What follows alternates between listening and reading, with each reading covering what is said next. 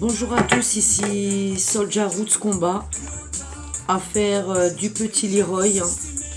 Et je reviens donc aujourd'hui vers vous pour vous donner des informations, vous expliquer deux trois petites choses sur le placement de Leroy et d'autres placements en Gironde et ailleurs. Et puis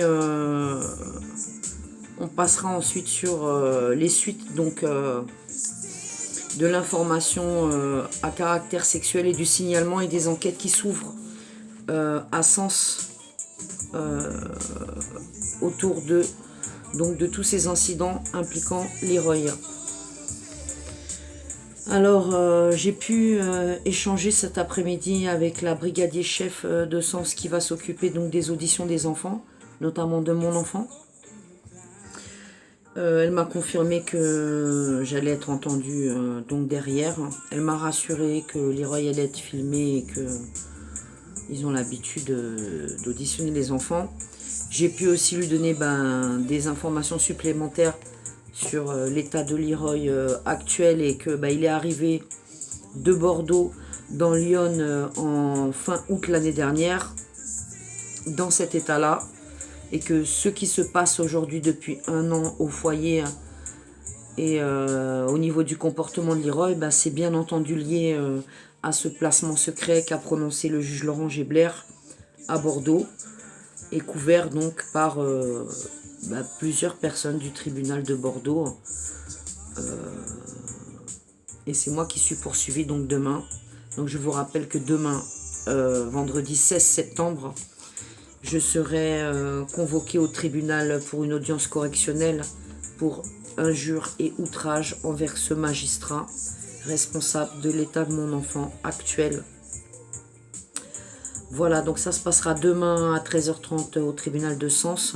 J'y serai avant pour ceux qui veulent venir. Et j'ai pu donc hier échanger longuement avec mon avocat en rendez-vous. Je lui ai bien entendu donné toutes ces informations et fait passer tous les dossiers et tous les faux documents du parquet de Bordeaux. Et puis tout ce qui s'est passé autour de Leroy pendant ces 4 ans qui m'ont conduit donc à injurier le juge. Puisque bien entendu demain, je suis jugé pour outrage et diffamation. Mais il va falloir qu'on fasse remonter le pourquoi et dans quel contexte j'ai débordé et j'ai injurié le juge. Voilà, donc je m'en expliquerai demain à 13h30 au tribunal. Ça va se passer donc au TGI de Sens, au 1 rue du Palais de Justice, 89 100 à Sens. Je vous attends donc devant le tribunal. J'espère qu'il y aura du monde. Et puis notamment des victimes, parce qu'il y a de plus en plus de gens qui entrent en contact avec moi. Et bien entendu, dans Lyon, il y a beaucoup de victimes. Beaucoup, beaucoup, beaucoup. Alors aujourd'hui, je voulais vous parler de l'Oréag et de quelques scandales qui ont pété dans la presse il y a quelques années en Gironde. Alors l'Oréag, c'est l'association qui a été mandatée par la juge avant l'enlèvement de Leroy pour faire une mesure d'investigation. Donc l'Oréag Association, qui a fait enlever Leroy, est une association privée qui touche beaucoup d'argent public et qui emploie plus de 300 personnes et qui place plus de 3000 enfants et adolescents dans la région de la Gironde, dans une demi-douzaine de centres d'hébergement. Évidemment que c'est l'activité principale, vu l'argent qui est brassé pour les salaires des employés et nourrir les enfants. Pourtant, cette association Oréag publie une fiche INCE où elle prétend mensongèrement que son activité principale serait l'action sociale, sans hébergement. Ce sont donc les enquêtes sociales de l'Oréag, mais en réalité, ce n'est pas l'activité principale, parce que cela brasse infiniment moins d'argent que les hébergements dans les centres pour les enquêtes. On n'a pas plus besoin d'une dizaine de personnes pour faire ces enquêtes, tandis qu'il en faut 300 pour gérer tous les centres excusez-moi, pour gérer tous les centres d'hébergement. En falsifiant sa fiche INCE, l'association Oréag dissimule son conflit d'intérêts. Comme ça, elle peut se faire confier des enquêtes sociales par les juges. Et elle fait des enquêtes à charge contre les parents pour que les juges placent dans les centres de l'association Auréag. C'est ce qu'on appelle un conflit d'intérêts. L'association fait placer des enfants car il y a beaucoup d'argent en jeu et non pas pour les protéger. Les juges prononcent alors des placements d'enfants dans des lieux secrets pour qu'on ne se rende pas compte en lisant un jugement que Auréag utilise la justice pour remplir ses centres. Alors je vais vous parler encore d'Auréag et de 2 scandales qui ont pété dans la presse, dont on n'a pas beaucoup parlé. Donc bien entendu, tout ce que je vous dis, bien c'est sourcé. Vous pouvez faire vos recherches sur internet et vous trouverez les scandales. Alors en 2012, une centaine d'employés Auréag ont manifesté devant l'ASO de Bordeaux pour protester contre la dérive autoritaire des dirigeants, c'est-à-dire sectaires. En 2017, la préfecture de Gironde a ordonné la fermeture provisoire en urgence de 2 centres de Auréag qui hébergeaient des ados. Le centre de la Grange-Neuve et le centre de Sainte-Eulalie. Pour quelles raisons? Abus de psychotropes envers les ados, insultes antisémites par les éducateurs, sans qualification, malnutrition, absence de projet professionnel, abus de contention. 2 centres. Dans l'affaire Leroy Auréag, a porté un diagnostic médical sur Leroy avec une prescription d'orientation en ITEP, sans en avoir la compétence nécessaire obligatoire.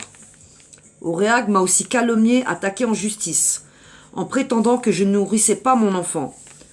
Auréag a fait une enquête truquée où elle a écarté les vrais médecins.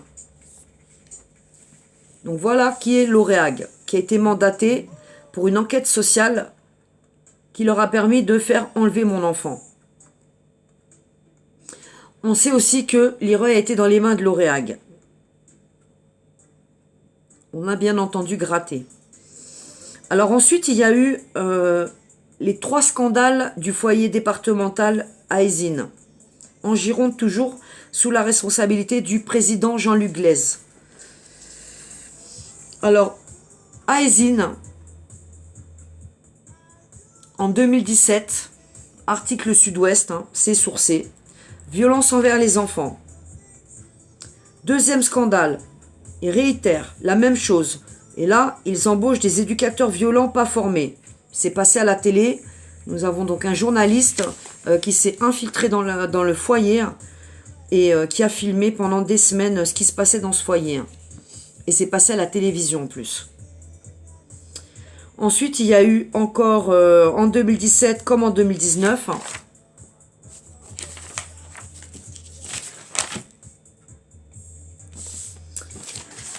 un autre scandale où là, le personnel a dénoncé et l'ASE a sanctionné les bons éducateurs qui protestaient contre les violences. 2022, donc très récemment encore dans la presse, vous trouverez les sources sur internet, on découvre que des jeunes de 13-14 ans se prostituaient sous la direction de 2 proxénètes extérieurs au foyer. Tous les foyers favorisent la promiscuité entre de jeunes enfants et des ados violeurs, ce qui prépare les enfants à la prostitution. Méditez ça.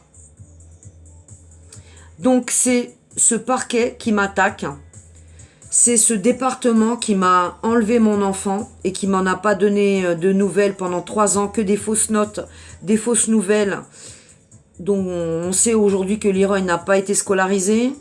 On sait aussi que il n'y a pas de dossier médical, donc on ne sait pas qui est-ce qui suivait l'enfant. On a aussi des preuves que l'enfant a été déplacé dans tout plein de départements.